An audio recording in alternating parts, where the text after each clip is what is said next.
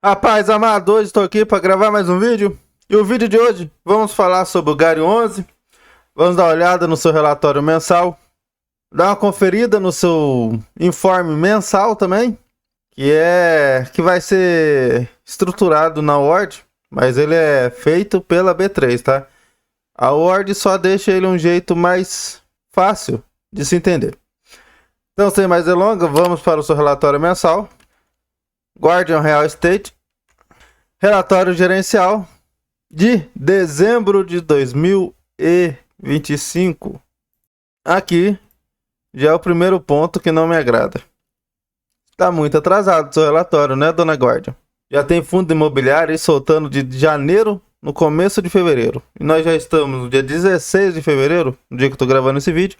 E o seu relatório gerencial ainda é o de dezembro de 2025. E esse relatório aqui saiu semana passada. Que ele traz uma visão geral do fundo.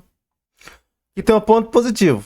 Não só de ponto negativo vive um relatório. Ele tem um relatório bem grande, cerca de 43 páginas. Então é um relatório tende a ser bem completo. Que ele tem valor patrimonial de 2,7 bilhões. Seu último dividendo distribuído de 0,083, cerca de 8 centavos por cota, cerca de 33 ativos. Aqui seria o preço de mercado. No fechamento desse relatório de dezembro estava R$ 9,06. Vamos ver na ordem que não está tudo isso mais. Seu patrimonial 9,32. Tem cerca de 463 mil de ABL. Uma liquidez diária de 7,7 milhões. E um prazo médio de aluguéis de 10,5 anos. Seu PVP, que não importa muito, né? Porque o valor de mercado está desatualizado. Número de investidores, cerca de 446 mil investidores, está com zero vacância, tanto física quanto financeira. É administrado pelo Banco da Ecoval. Sua gestora é a Guardian. O fundo teve início em 2020. Tem a taxa de administração de 0,94% a 1%. E a taxa de performance, a abençoada taxa de performance, 20% sobre o que exceder seu benchmark. E o seu benchmark é uma renda de IPCA mais 6% ao ano. Seu prazo de duração é indeterminado, ou seja, ele não tem prazo para acabar. Esse relatório levou a data base dele como 31/12. Então faz bastante tempinho já. Foi o último dia útil do ano passado. Aqui tem o comentário do gestor, ele traz tipo um sumário do que vai passar no relatório. Ele destaca que no dia 30/12, último dia útil, um dos últimos dias de 2025, ele concluiu oficialmente a 7ª emissão de cotas, que teve um montante de 1,2 bi. Quando você vê esse destacado em amarelo mais forte, é que está destacado no relatório, tá? Não fui eu que destaquei. Que ele traz como é que foi alocado o recurso da 7ª emissão de cota. Aproximadamente 676 milhões destinados a imóveis. Alguns já foram anunciados. E tem alguns imóveis que ainda não foram divulgados as suas compras, as suas aquisições. Cerca de 310 milhões em caixa livre. 81 milhões foi captado no direito de preferência e sobras e montantes adicionais dos cotistas do fundo. E 290 milhões alocados definitivamente em TVMs e CRIs estratégicos. Um deles é o próprio fundo de papel da casa, o Game 11. Então, conflito de interesse. Mas, felizmente ou felizmente, vai depender do retorno, né? Ou de cada cotista, cada investidor. Isso vem se tornando cada vez mais frequente nos fundos imobiliários. Que ele traz tipo um detalhamento de por que investiu em imóveis, por que investiu nos CRIs. Que ele diz que o Game 11 foi uma oportunidade no mercado secundário, então menos mal. Aqui, pelo menos, ele investiu no mercado secundário. Então, se ele está descontado, ele pagou mais barato. Acho que o problema seria um pouquinho pior se ele também tivesse investido no Game 11 no mercado primário, pagando ágio ou em alguma emissão. E ele trocou também alguma das suas cotas que nós podemos ver que bastante fundos imobiliários compraram cotas do Gary 11. Então, teve alguns fundos imobiliários que ele trocou. Ele adquiriu posição do Game 11, enquanto os investidores institucionais, no caso os fundos imobiliários também, compraram cotas do Gary 11. E aqui ele destaca que não tem dupla cobrança de gestão no Gary 11 nas compras das cotas do Game 11 ou de qualquer ativo conflitado com a Guardian. Aqui ele traz um quadro comparativo de antes e depois da sétima emissão de cotas. Então vamos trazer como é que ficou só depois da sétima emissão de cotas. 2,7 bilhões. Aqui, agora, de vez de ser logístico e renda urbana, ele virou logístico, renda urbana e escritórios, com 62% em logístico, 31% em renda urbana e 7% em office. Passou a ter 14 inquilinos, 39 imóveis. No caso, eu acho que ele ainda vai anunciar mais algumas aquisições de imóveis, já que ele trouxe lá em cima que ainda tem algumas aquisições não divulgadas. Tipicidade dos contratos, 95% atípico, 5% típico. Sua alavancagem financeira ficou negativo em 13%. Como assim, Joe? É possível uma alavancagem ficar negativo? No caso, ele tem mais dinheiro em disponibilidade, ou seja, mais dinheiro que ele pode pagar as suas dívidas do que a dívida. Então, seu dinheiro em caixa, por exemplo, é maior do que a dívida que ele tem que pagar. Por isso que a sua alavancagem fica negativa. Prazo de aluguel 10,5 anos, nós já vimos lá em cima. O dividendo mensal continua o mesmo. E a liquidez média diária passou para 13 milhões em janeiro de 2026. Aqui ele traz os imóveis adquiridos na sétima emissão. Lojas da Bresco, que é renda urbana, cerca de 32 milhões.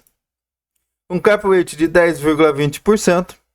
E não teve alavancagem. Então, esse imóvel veio sem alavancagem. E o pagamento foi pago com recursos livres captados na emissão, ou seja, dinheiro e cotas do Gary 11. O outro, mas esse foi de logística, que é o Parque Logístico Confins. Ele pagou um total de 86,8 milhões. E o meio de pagamento, integralização de cotas do Gary, ou seja, pagou com cotas. Contratos típicos, com prazo médio de 5 anos. São corrigidos anualmente pelo IPCA. E o terceiro é o seu imóvel de lajes corporativas, que é o edifício corporativo MRV. Fica lá em Minas Gerais, BH. Cerca de 13 mil metros quadrados de ABL. Locado pela MRV. Modalidade Buy to Lease. Contrato a tipo de locação. Prazo inicial 15 anos. Cap rate aproximado de 10,7% ao ano. Ele pagou um total de 126 milhões. Cerca de 80% via cotas e 20% em dinheiro. Que ele traz a linha do tempo do Gary 11. Desde a época que era Galg 11. Que ele traz o organograma. Seus ativos logísticos. Bate Souza Cruz, Airlift 1 e 2, Free Prime Log, Galpão Confins, que ele acabou de comprar. Os de renda urbana, os pro grupo Carrefour, os FIIs Artemis 22, FIIs Artemis 25, FIIs Oportunidades Varejo e FIIs XPRI. Esses três primeiros FIIs aqui, ele é dono, cotista único, então ele tem 100% das cotas desses FIIs. Na verdade, ele pega um imóvel que ele vai comprar, coloca dentro de um fundo imobiliário e compra todas as cotas do fundo imobiliário. Isso daqui serve para ter menos pagamento de taxas, de imposto. E esses últimos dois, ele tem 20% desse fundo imobiliário e 15% desse outro fundo imobiliário aqui. E ele tem opcionalidade de aquisição de mais porcentagem.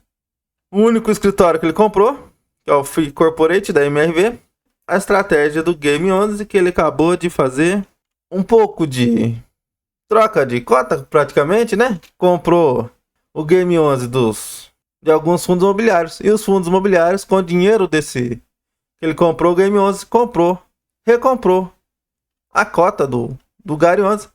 Então seria tipo, vamos usar um fundo aqui que JMBB11. Eu tenho 1000 cotas do Game 11 a um preço de R$ 1 por cota. Então tem mil reais de Game 11 aqui. E quero vender essas cotas. Chego no Gary 11, eu falo, Gary 11, compra esses R$ 1.000 de cota do Game 11. Letra feia, né? Que eu pego esse dinheiro, compro suas cotas. Assim você fica com as cotas do Game 11 e eu fico com as suas cotas do Gary 11. Foi mais ou menos isso que aconteceu em alguns fundos imobiliários. Ele poderia trazer aqui da onde que ele comprou os Game 11, mas ele não trouxe, não sei se pode, a CVM me permite. Então, dando continuidade no relatório gerencial, que ele traz a visão da gestora, que ele traz o índice de dividendos. Então, para os próximos 12 meses, ou seja, para 2026, ele mantém o índice de 0,083 a 0,09, ou seja, 8 centavos e 3 a 9 centavos. Ele traz os principais movimentos de 2025, que eu já trouxe lá em cima. Ele destaca que o portfólio do fundo segue 100% adimplente, a simplicidade dos contratos. Que ele destaca também que teve 15 lojas do Atacadão tiveram seus aluguéis reajustados pelo IPCA, acumulado dos últimos 12 meses, que deu cerca de 5,17%. Esses 15 imóveis representam 37,6% da receita do fundo. Que a famosa DRE do fundo, referente a dezembro, ele teve um total de receitas de 21,8 milhões, um total de despesa de 2,6 milhões. Desses 2,6 milhões de despesa, 1,1 milhão é a despesa financeira, que seria despesa financeira. Basicamente, são os juros da alavancagem. Já que a amortização, ele não pode usar o dinheiro das receitas para pagar. Tem que usar o dinheiro de venda de aluguel, tem que usar o dinheiro de venda de imóveis, como ele vendeu, está com bastante dinheiro para receber. Esse dinheiro que provavelmente ele vai usar para pagar as amortizações das suas alavancagens. Então a receita financeira, ele paga os juros. Então ele teve um resultado líquido de 12,2 milhões e distribuiu 12,2 milhões. Então ele fez uma pequena reserva, que eu acho que ele não traz, pelo menos eu não vi. Quantos que ele tem de reserva? Nos últimos 12 meses, ele teve um total de resultado líquido de 147 milhões e distribuiu 146 milhões. Ou seja, ele está gerando mais do que está distribuindo. Então ele teve um resultado de R$1 e distribuiu 99 centavos. Que é a rentabilidade que ele traz do Gary, do yield a mercado e o benchmark de 2035. Estou dando a impressão que eu estou chovendo. Que ele traz o portfólio, que ele destaca que representa todos os últimos acontecimentos anunciados formalmente descrito nesse relatório, ou seja, os ativos que ele não anunciaram ainda, vai entrar provavelmente no próximo relatório, que deve sair lá para março. O diferente é que cerca de 11 inquilinos, high grade, 15 estados do Brasil, que ele está presente. Tipologia dos contratos, lá em cima estava meio confuso, mas aqui dá para ver melhor. É cerca de 62% de renda urbana, 30% de logística e 8% de escritório. Eu tinha falado ao contrário do renda urbana por logística, então já peço desculpa. Cerca de 29% dos seus imóveis estão em São Paulo, 24% no Rio Grande do Sul e 21% em outros. Só a distribuição por inquilino. Principal inquilino Carrefour com 38% da receita, 21% para o BAT e 14% do GPA. Quando o fundo imobiliário de renda urbana, geralmente, ele tem mais concentração mesmo no inquilino. Ele tem bastante imóveis, mas geralmente é para grandes players de supermercado, de varejo. Então acaba ficando mais concentrado mesmo. Que é a tipologia dos contratos. Aqui são seus imóveis. O principal aqui não está em ordem. E não está em ordem de receita. Poderia estar, né? Mas aqui podemos ver. O Bate Cachoeirinha representa cerca de 21% da receita. E é a sua principal exposição. Depois ele pega esse MRV, ó, novo que ele comprou, no escritório. Representa cerca de 8% da receita, contrato atípico. Vai até 2040, enquanto o Bate Cachoeirinha vai até 2027. Então daqui 2 anos deve ter renovação de contrato. E 2 anos não, né? 1 ano e 8 meses. Que eles destacam seus imóveis, um por um. Aqui é o seu escritório. E traz o tipo que é escritório, ABL, cerca de 20 mil de ABL. Contrato ativo 15 anos. E aqui ele tá na descrição sobre o edifício. Aqui a fotinha dele. Locado para MRV. Aqui ele traz seus locatários. E as porcentagens da receita do fundo. Seus rating. Então, seus principais. Que é o Carrefour. Tem o rate AAA. O Bate Cachoeirinha também tem AAA. E o GPA, que é o Pão de Açúcar, AA mais. Que ele traz uma explicação, descrição dos seus locatários, com a história e tudo mais. Que ele traz sua alavancagem. Ele tem cerca de 53 milhões para pagar em 2026. E tem bastante de alavancagem, de disponibilidades. Então, sua alavancagem está negativa, como nós já vimos lá em cima. Que ele traz qual que é o Gary no fila do pão. Que ele traz o comparativo com outros fundos imobiliários. Ele traz comparativo com a HGRU, RBVA, traz comparativos com outros tijolos híbridos e traz comparativos com alguns logísticos também. Ele traz o Gary na mídia, traz alguns canais do YouTube. E aqui ele traz a história da gestora, a estrutura e frente de atuação da gestora. Então vamos ali no relatório mensal para nós dar uma olhada nas informações. O relatório mensal está com a competência de abril de 2026, então já está mais atualizado, certo?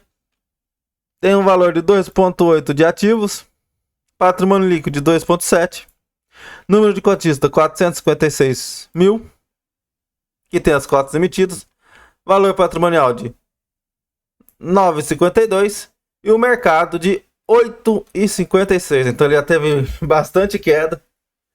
Foi devido ao ruído de mercado que teve, tanto da compra do ativo da MRV, quanto da AGE, que ele aprovou um capital autorizado de 100 bilhões de reais. Isso daí deu um pouquinho de ruído com os cotistas. Mas ele já trouxe no relatório que ele pretende usar apenas 20 bilhões e, chegando nesses 20 bilhões, ele faz outra AGE para comunicar e dar seguimento se for precisar de mais capital autorizado. Ele traz o yield patrimonial e o yield mercado mensal, então é 0,8 mensal e 0,9 mensal.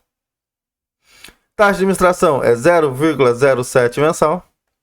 Aqui são seus passivos, rendimentos a distribuir. Isso daqui é os dividendos que eles pagam para o cotista, tá? Taxa de administração a pagar, que vai para a gestão. São obrigações com securitizações de recebíveis. Esse sim, que é cerca de 43% do seu passivo, que é a alavancagem do fundo, cerca de 35 milhões. E tem outros valores a pagar, cerca de 19 milhões, então dá um total de 80 milhões. Que ele tem valores a receber, tem cerca de 320 milhões a receber. É aqui ele traz a alavancagem bruta, que não leva em consideração o dinheiro em caixa, cerca de 1,92%. A alavancagem líquida está negativa, de 2,8%. Então a taxa de administração representa cerca de 9% do rendimento distribuído. Então esse aqui foi o informe mensal da Ward. Então se você tiver interesse, põe no Google Ward. Ele é feito, ele está em processo de melhorias pelo Léo do Geração Dividendos. Então, na minha visão, fundo do Gary 11 está no momento bastante descontado por dois motivos principais, na minha visão. Primeiro, que está ajudando a baixar a cota é o ruído de mercado, tanto da AGE quanto da compra do imóveis de Lajes. E também ele fez essas compras desses imóveis com cotas do fundo. E pode estar tendo força vendedora no mercado que está ajudando a cair a cota. Assim como está acontecendo no TXF11, que também fez uma mega emissão de cotas, pagou muitos imóveis com cotas do fundo e vem também sofrendo bastante com ruído de mercado. Então, outro ponto negativo que na minha visão, que me deixou um pouquinho incomodado, é a demora na divulgação do relatório mensal. Como podemos ver, estamos no meio de fevereiro e foi disponibilizado o relatório de dezembro. Tem muitos fundos imobiliários aqui que já distribuiu o de janeiro e o Gary 11 está no de dezembro ainda. Então, esse daí é um ponto que a gestão, não sei se esse vídeo vai chegar para a gestão, porque o meu canal é pequenininho, mas se chegar, é algo que poderia agilizar para 2026, tentar soltar o relatório mais rápido, mais atualizado, porque nós já estamos em fevereiro, já anunciou o provento de fevereiro, já até pagou, se provavelmente, se não pagou, tá para pagar, e ainda estamos no relatório de dezembro. Então, esse é meu principal ponto de atenção. Ele está com relação à alavancagem, está tranquilo na sua alavancagem. Provavelmente vai aumentar essa alavancagem no futuro? Provavelmente irá sim, porque é o modus operandi da Guardian com o Gary 11. Ela sempre trabalha um pouquinho a mais a alavancagem e a alavancada, assim como o TXF11. Nos próximos dias eu também trarei o relatório mensal do TXF11. Espero eu que esteja com o relatório um pouco mais atualizado. Então esse foi o vídeo do canal Dividendos para a Liberdade. Que Papai do Céu abençoe a vida de todos. E nunca se esqueça, Jesus te ama e eu também. Se você ainda não é inscrito, se inscreva no canal, deixe seu like, ative as notificações, deixe no comentário o que você acha do Gary 11, sua opinião, você é cotista, você não é? E os motivos. Muito obrigado e até a próxima.